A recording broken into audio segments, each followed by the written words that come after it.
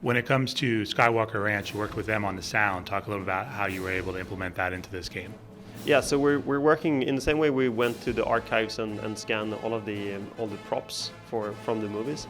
We also got access to Skywalker sound and the audio library. So most of the audio you hear is actually from the original movies. We actually got the source material to work with.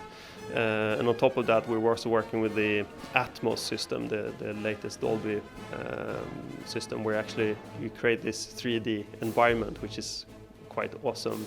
So you get the soundscape of the game is just amazing, and something you haven't heard in any game before. When it comes to the game, can you talk a little about the actual goals heading in? What were you trying to accomplish with having this huge universe to play with? Well, the goal for us was to create the game of Star Wars Battlefront is about this, huge multiplayer battles. It's about, placing you on the battles of the original trilogy. So that was our main focus. How do we kind of create your favorite battle fantasies from these movies? So everything we're doing is kind of circling around that theme. Also, the authenticity of the worlds need to be on par with the movies, and thus the technologies we're using and the techniques we're using. We also wanted to use like the latest technology. So when you look at the imagery from the gameplay and from the trailer, it's like that is actually what the game looks like. And I think that's super important for people to understand that we put a lot of love into recreating with the latest technology that we have at our hands these environments and these props to really place you in these worlds. And then of course the whole connection with Lucasfilm that adds authenticity to the whole project. Even if we're doing things that is outside of the movies, it's still approved by Lucasfilm. And I think it's important for us, and it's important for the fans to understand that we have this relationship. Can you talk about the different types of gameplay and multiplayer there is, and if you want to use Endor as an example, since you've been showing that here at Celebration?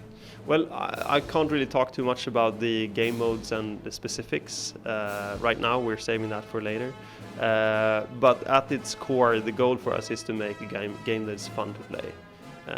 We know that you can make a game that looks amazing, but if it's not fun to play, it doesn't have any value. So to us, that's been key.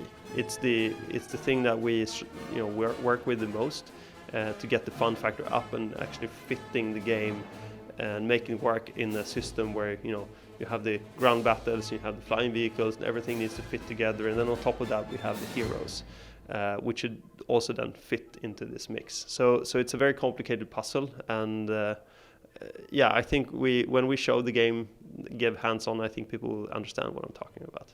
Well, during the demo, you mentioned as many as 40 people can play at once, and some of the larger, that's what I was trying to get at.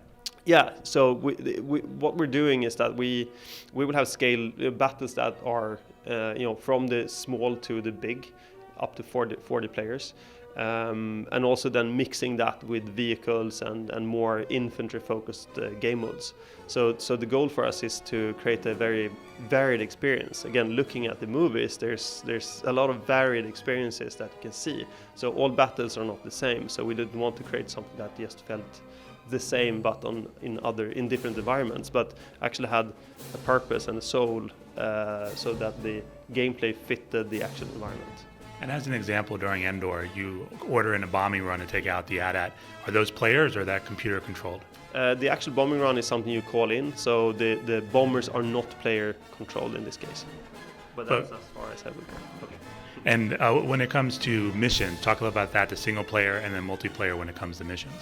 Yeah, so missions is kind of the offline component, meaning that you can play that either alone, or you can play them in split screen with a friend, or you can play them online with a friend. So it's more about your personal experience and the way you want to play something, rather than multiplayer being the core of the game, focusing more on the big battles and you versus other human players. So the missions is a way for you to experience the game without having to interact with people you don't know or people that you don't yeah, you want to explore the game on your own.